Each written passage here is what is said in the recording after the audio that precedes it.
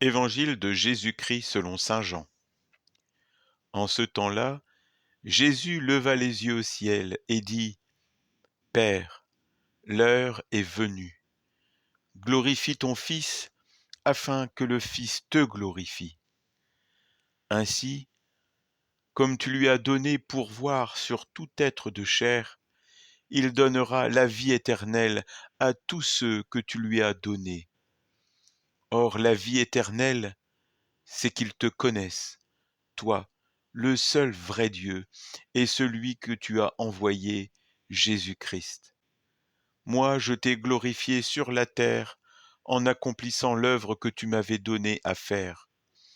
Et maintenant, glorifie-moi auprès de toi, Père, de la gloire que j'avais auprès de toi avant que le monde existe.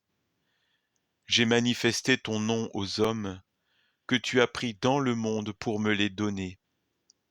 Ils étaient à toi, tu me les as donnés, et ils ont gardé ta parole.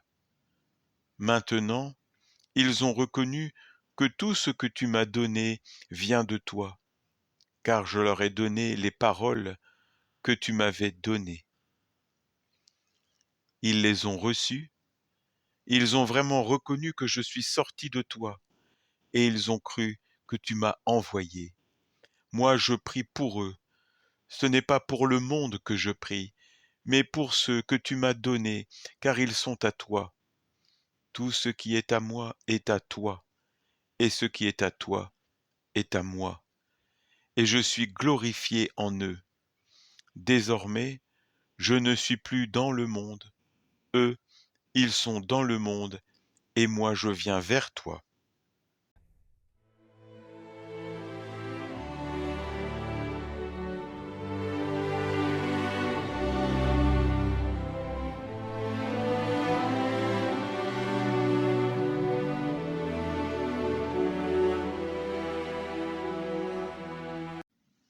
L'heure est venue. Je viens vers toi. Nous entrons dans la prière de Jésus au moment même où il va rejoindre le Père. C'est l'heure du grand passage. Cette heure dont il a parlé à plusieurs reprises au cours de sa vie terrestre. Son heure qu'il semblait désirer et redouter à la fois.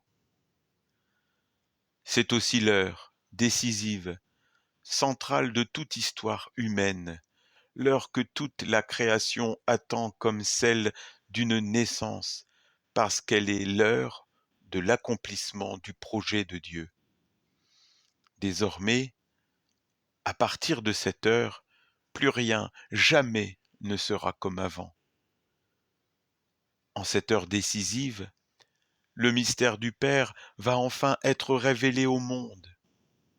Le temps de la pleine révélation est venu. Il y avait le temps où l'heure n'était pas encore venue. Il y avait celui où l'heure vient, et maintenant, l'heure est venue. Chemin de Dieu auprès de son peuple pour se manifester et se révéler à lui. La croix qui se profile dit une vérité fondatrice sur le Fils et le Père.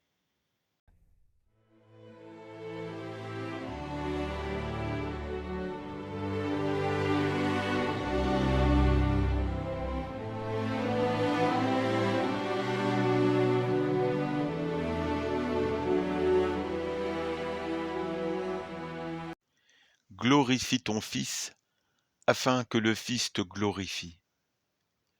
La gloire d'une personne au sens biblique, ce n'est pas sa célébrité ou sa reconnaissance par les autres, c'est sa valeur réelle.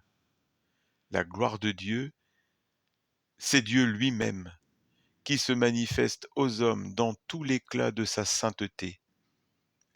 On peut remplacer le verbe glorifier par manifester. L'œuvre que Jésus a faite, c'est de glorifier Dieu sur la terre et de le révéler tel qu'il est, de manifester son être, et cela jusqu'au point culminant de la croix, dans sa mort et sa résurrection. En cette heure décisive, Dieu va être glorifié, manifesté en son Fils, et les croyants vont enfin découvrir, connaître enfin le Père et entrer dans son intimité.